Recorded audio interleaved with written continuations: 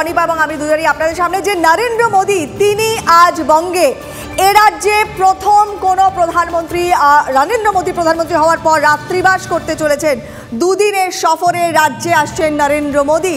আজকে আরামবাগে তার সভা রয়েছে বিকেল ৩টে নাগাদ এবং তার পাশাপাশি শনিবার অর্থাৎ আগামীকাল কৃষ্ণনগরেও তার কর্মসূচি রয়েছে। তারই মাঝে আজকে তিনি রাত্রিবাস করবেন রাজভবনে। এই দু জায়গাতেই বেশ কিছু প্রকল্পের শিলান্যাস এবং পরিষেবা প্রদান, পাশাপাশি জনসভা রয়েছে। সেই জনসভা থেকে নরেন্দ্র মোদী কী বার্তা দেন নজর রয়েছে গোটা রাজনৈতিক মহলের। আরামবাগে কালীপুরে জনসভা শেষে হেলিপ্যাড থেকে প্রধানমন্ত্রী আসবেন কলকাতার আরসিটিসি হেলিপ্যাডে। সেখান থেকে সড়কপথে প্রধানমন্ত্রী রাজভবনে আসবেন। তার যাবতীয় কর্মসূচি এবং অবশ্যই আজকে আরামবাগের মঞ্চ থেকে কি বার্তা দেন নরেন্দ্র মোদী তা নিয়ে আসলে একটু আলোচনায় থাকে। আমাদের দুজনের সঙ্গে রয়েছেন আমাদের দুই সহকর্মী, রয়েছেন প্রদীপ্ত এবং রয়েছেন সুজয়। দুজনের কাছেই যাব। প্রথমে একটু প্রদীপ্তর কাছে আসি। প্রদীপ্ত, নরেন্দ্র মোদী বাংলাতে লোকসভা ভোটের দামামা তো বেজে গিয়েছে, কিন্তু নরেন্দ্র মোদীর সভা দিয়ে প্রথম লোকসভা ভোটের প্রচার বাংলাতে বিজেপি নেতৃত্ব শুরু করছে। হাই ভোল্টেজ সভা, প্রধানমন্ত্রী নিজে আসছেন। একটু যদি পিছনে ফেরে দেখা যায় 2019-এ অল্প কিছু আসনের জন্য আরামবাগ আসনটা হাতছাড়া হয়েছিল, লোকসভা আসনটা, সেখান থেকে এবারে হেভিওয়েট প্রচার। আজকে প্রধানমন্ত্রীর বার্তার দিকে নজর তো রয়েছে, কিন্তু বঙ্গ বিজেপি এবং এন্টার বিজেপি নেতৃত্ব যে বাংলাকে পাখির চোখ করেছে সেটা আরও কতটা তাৎপর্যপূর্ণ হয়ে উঠছে প্রধানমন্ত্রী সভার মাধ্যমে?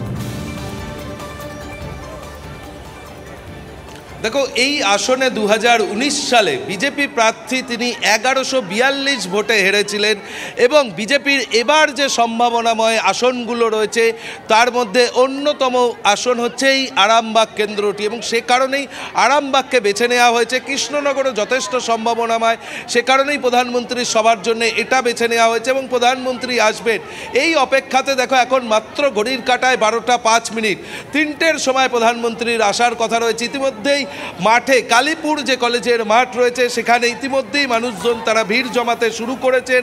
তুমি দেখতে পাচ্ছ যে মহিলাদের উপস্থিতি যথেষ্ট চোখে পড়ার মতো এবং নরেন্দ্র মোদীর এবারের যে ভোট ব্যাংকের টার্গেট তা হলো যুব, মহিলা, অন্নদাতাদের, অর্থাৎ তাদেরকে উদ্দেশ্য করেই কিন্তু আজকে নরেন্দ্র মোদী যে কর্মসূচি সেখানে তাদের জন্য বেশ কিছু বার্তা থাকবে। তার সঙ্গে তিনি সরকারি কর্মসূচিতে আসছেন এই আরামবাগে, যেখানে এ রাজ্যের জন্য 7200 কোটি টাকার প্রকল্পের ভিত্তিপ্রস্তর এবং উদ্বোধন রয়েছে। তার মধ্যে রেল যেমন রয়েছে, কলকাতা শ্যামাপ্রসাদ মুখার্জি বন্দরের বেশ কয়েকটি বিষয় তার রয়েছে, হলদিয়া ডক রয়েছে, খড়গপুরের এলপিজি বটলিং প্ল্যান্টের উদ্বোধন করবেন তিনি। অর্থাৎ একদিকে প্রশাসনিক সভার মাধ্যমে বা প্রশাসনিক কর্মসূচির মাধ্যমে যেমনভাবে এ রাজ্যের জন্য কেন্দ্রীয় সরকার কীভাবে এগোতে চাইছে, কেন্দ্রীয় সরকারের কি ভাবনা রয়েছে সেই বার্তা যেমন তিনি দেবেন, তার সঙ্গে এ রাজ্যের রাজনীতিতে বিজেপি আগামী কয়েকদিন বা লোকসভা নির্বাচন কি পথে এগোতে চায়, বিজেপি কোন কোন ইস্যুর ওপরে এগোতে চায় তারও একটা। এবারে তো অন্যতম গুরুত্বপূর্ণ ফ্যাক্টর সেটা হচ্ছে এ রাজ্যের রাজনীতির পরিপ্রেক্ষিতে রাজনৈতিক বিশেষজ্ঞরা মনে করছেন যে মূলত লড়াই তৃণমূল ভার্সেস বিজেপির। আর এই মুহূর্তে আমাদের এ রাজ্যের যা যা পরিস্থিতি, বিরোধীরা যা যা অভিযোগগুলো তুলছেন তাতে অনেকগুলো ইস্যু রয়েছে, সন্দেশকারী তো হাতে গরম ইস্যু। কোন কোন বিষয়গুলোকে পার্টিকুলারলি ফোকাসে রাখবেন নরেন্দ্র মোদী তার বক্তব্যে এখনো পর্যন্ত কি মনে করা হচ্ছে? দেখো, এখনো পর্যন্ত যা মনে করা হচ্ছে সন্দেশখালীর প্রসঙ্গ আসতে পারেন, যদিও সন্দেশখালীকে কেন্দ্র করে বারাসাতে সভা করার কথা রয়েছে আগামী কয়েকদিনের মধ্যে। তার সঙ্গে এই যে আরামবাগ, এই যে হুগলি, যেখানে নিয়োগ দুর্নীতির সময় আমরা দেখেছিলাম একাধিক তৃণমূল নেতার নাম জড়িয়েছে, যারা নিয়োগ দুর্নীতির চাই হিসাবে পরিচিত হয়েছে, সেই কুন্তল ঘোষ, শান্তনু বন্দ্যোপাধ্যায়, তাদের সকলেরই বাড়ি এই হুগলি। অর্থাৎ দুর্নীতির প্রসঙ্গ কিন্তু খুব স্বাভাবিকভাবেই নরেন্দ্র মোদীর মুখে চলে আসবে। তার সঙ্গে কৃষকদের প্রসঙ্গ, এই হুগলিতে যথেষ্ট কৃষকের সংখ্যা রয়েছে এবং কৃষককেও এবারের ভোট ব্যাংক হিসাবে নরেন্দ্র মোদী টার্গেট করছেন, অর্থাৎ তাদের উদ্দেশ্যেও কোনো বার্তা নরেন্দ্র মোদী রাখবেন এরকমটাও মনে করা হচ্ছে। এবং রাজ্যের যে আইন শৃঙ্খলা পরিস্থিতির অবনতি বারংবার হচ্ছে, বারবার করে বিজেপির তরফ থেকে অভিযোগ করা হচ্ছে, সে প্রসঙ্গগুলোও আসবে। তার সঙ্গে মহিলাদের নিরাপত্তা এবং মহিলাদের নিরাপত্তার ক্ষেত্রে আমরা যদি দেখি সন্দেশখালী শুধু নয়, গত কয়েক বছর ধরেই বারবার করে নজর থাকবে। আজকে সঙ্গে থাকো প্রদীপ্ত, নজর তো থাকবেই, সঙ্গে থাকো। আর হাতে সময় মাত্র 3 ঘন্টা। এই 3 ঘন্টার মধ্যে কি চলছে সেখানে, যেখানে আসবেন আজকে প্রধানমন্ত্রী? আমাদের প্রতিনিধি সুজয় আছে আমাদের সঙ্গে। সুজয়, ওখানকার পরিস্থিতি তুমি কি দেখতে পাচ্ছ, যে চারিদিকে নিরাপত্তা ব্যবস্থা কেমন?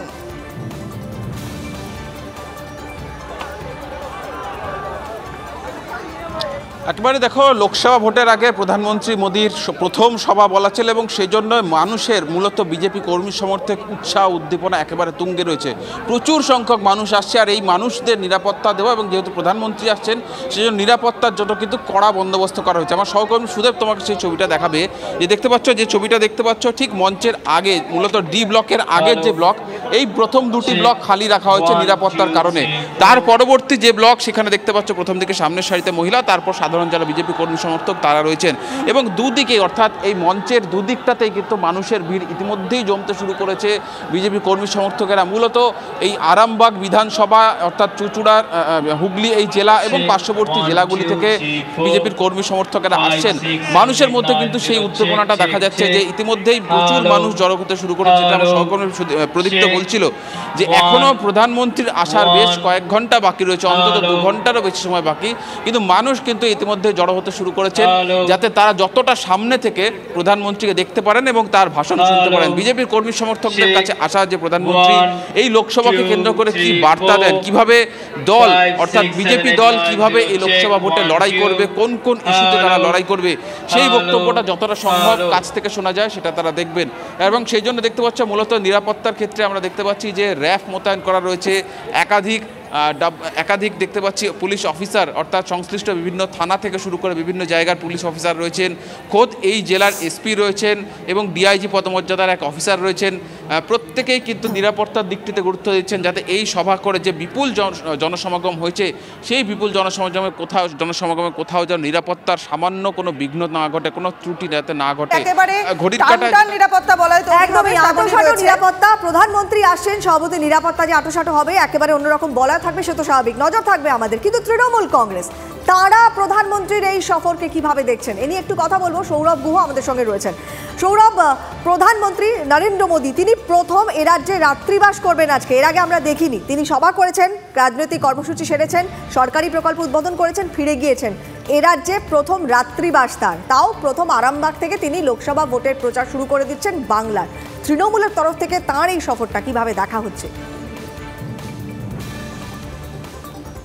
কোয়েল, একটা জিনিস লক্ষ্য করেছো, প্রধানমন্ত্রী কিন্তু একেবারে ঠিক মমতা বন্দ্যোপাধ্যায় যেমন করে নির্বাচনের আগে প্রশাসনিক বিভিন্ন প্রকল্প উদ্বোধন, তারপরে তার রাজনৈতিক প্রচার শুরু করেন, ঠিক তেমনটাই করে কিন্তু 2024-এর লোকসভা নির্বাচনের আগে বিভিন্ন প্রকল্প উদ্বোধন এবং তারই সঙ্গে রাজনৈতিক প্রচার শুরু করছেন নরেন্দ্র মোদী, যা নিঃসন্দেহে 2024-এর লোকসভা নির্বাচনের পরিপ্রেক্ষিতে তার এই বাংলা সফর, তুমি যেমনটা বললে রাত্রিবাস, অত্যন্ত গুরুত্বপূর্ণ। তৃণমূল কংগ্রেস কিভাবে দেখছে তার মূল সুরটা তো গতকাল মমতা বন্দ্যোপাধ্যায় বেঁধে দিয়েছেন। ঝাড়গ্রামের সভামঞ্চ থেকে তিনি কি বললেন সেই যে 21-এর নির্বাচনের আগে বহিরাগত তত্ত্বে শান দিয়েছিল তৃণমূল, সেই সুরকেই আরও প্রতিধ্বনিত করে বললেন, দিল্লির বাবুরা বাংলাকে ভালোবাসে না, বাংলার উপর অত্যাচার করে। অর্থাৎ প্রধানমন্ত্রীর বঙ্গ সফরের আগে দিল্লির বাবু বাংলাকে ভালোবাসে না বহিরাগত তত্ত্বে আরও একবার শান দিলেন খোদ মমতা বন্দ্যোপাধ্যায়। আর তৃণমূল কংগ্রেস দুটো ইস্যুকে তুলছে, তা হলো এই যে এখানে 100 দিনের টাকা না পাওয়া বঞ্চিতদের মন কি বাত কি প্রধানমন্ত্রী শুনতে পাচ্ছেন না। 2, সিবিআই কেন গ্রেফতার করছে না বিরোধী দলনেতা শুভেন্দু অধিকারীকে, নাকি তিনি বিজেপি জয়েন করবার জন্য তিনি শুদ্ধ হয়ে গিয়েছেন। এই দুটি বিষয়, 100 দিনের কাজ আর শুভেন্দু অধিকারীর গ্রেফতার, এই দুটি বিষয়ে কিন্তু তৃণমূল কংগ্রেস সরব হয়েছে এবং আজকে মনে করা হচ্ছে বিকেলবেলা যে প্রেস কনফারেন্স হবে সেখানেও এই ইস্যুতে তারা সরব হবে। ইতিমধ্যে তুমি যেমনটা বললে, তোমার কথা রেশ ধরে শান্তনু সেন তিনি ইতিমধ্যে প্রতিক্রিয়া দিয়েছেন, একবার শুনিয়ে নি কি বলছেন।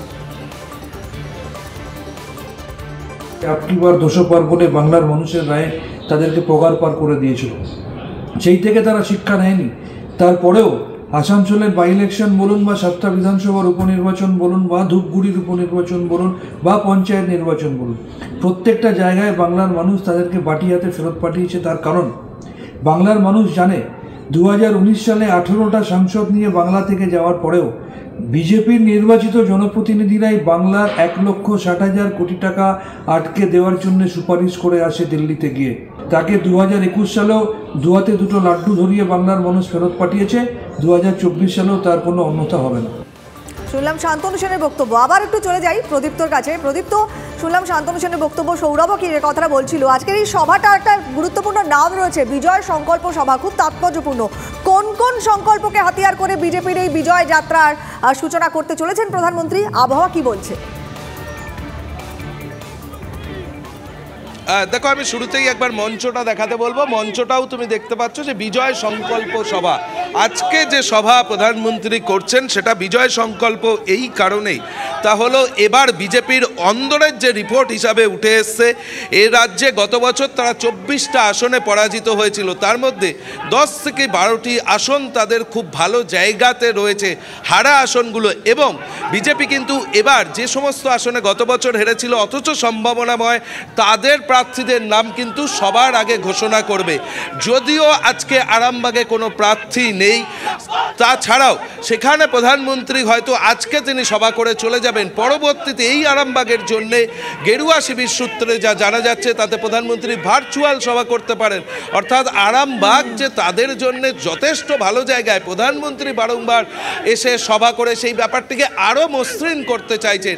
এবং কোয়েল, আরও একটা বিষয় খেয়াল করতে হবে, এক সপ্তাহের মধ্যে প্রধানমন্ত্রীর যে তিনটে কর্মসূচি রয়েছে এ রাজ্যে, তিনটেই দেখো মহিলা সাংসদের এলাকা। আরামবাগ অপরূপা পোদ্দার, কৃষ্ণনগরে এই মুহূর্তে সাংসদ না থাকলেও বহিষ্কৃত সাংসদ মহুয়া মৈত্র, এবং বারাসাতকে প্রধানমন্ত্রী বেছে নিয়েছেন। এবং প্রধানমন্ত্রী নিজেই একটা সংকল্পের কথা বলছেন। এবার সেটাই দেখার আজকে সেই সংকল্পের সূচনা কিভাবে প্রধানমন্ত্রী নরেন্দ্র মোদী আরামবাগের এই সভা থেকে করেন। অনেক ধন্যবাদ প্রদীপ্ত। নজর থাকবে আমাদের। সুকান্ত মজুমদার তিনি কি বলছেন একবার একটু শুনে নিন। জনগণের স্বার্থে মাননীয় প্রধানমন্ত্রী সমস্ত কিছু করতে প্রস্তুত, আপনারা দেখছেন। এবং মাননীয় প্রধানমন্ত্রীর নেতৃত্বে দেশ যেভাবে এগিয়ে যাচ্ছে, যে প্রজেকশন এসে জিডিপি থেকে শুরু করে সব দিকে, আগামী দিনে ভারতবর্ষ উন্নত ভারতবর্ষে, বিকশিত ভারতবর্ষে রূপান্তরিত হবে। মাননীয় প্রধানমন্ত্রী কালকে এই মঞ্চ থেকে বিকশিত ভারতের বার্তা দিতেই আসছেন। সরকারি প্রকল্পের উদ্বোধন হবে আগামীকাল, সেটা সরকারি মঞ্চ থেকে হবে। সেখানে আমার কাছে যা ইনপুট খবর আছে, রেল মন্ত্রণালয় এবং তার সাথে গ্যাস যে মন্ত্রণালয়, সেই মন্ত্রণালয়ের প্রোগ্রাম আছে, সেখানে বিভিন্ন প্রকল্পের লোকার্পণ মাননীয় প্রধানমন্ত্রী করবে।